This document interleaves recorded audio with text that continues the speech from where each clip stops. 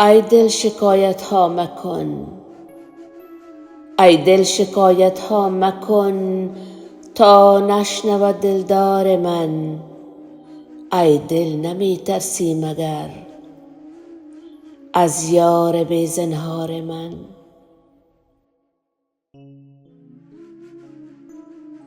ای دل مرو در خون من، در اشک چون جیحون من.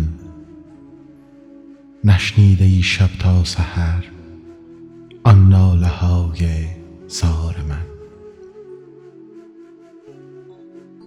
یادت نمی آید که او می کرد روز گفتگو، می گفت بس دیگر مکن اندیشه گلزار من.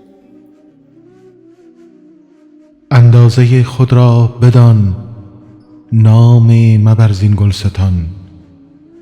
این بس نباشد خود ترا کآگه شوی از خار من.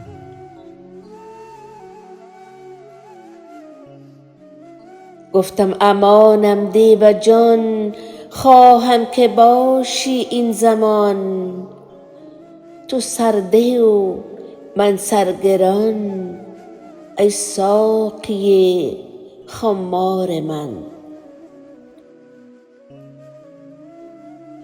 خندید و می گفت ای پسر، آری ولیک از حد مبر. وانگاه چنین می کرد سر کای مست و ای هشیار من.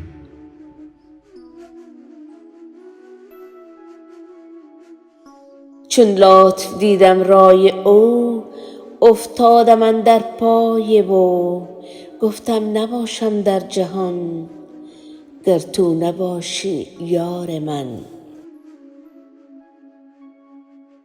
گفتا مباش اندر جهان تا روی من بینی عیان. خایی چنین گم شو چنان در نفع خود دان کار من، در نفع خود دان کار من.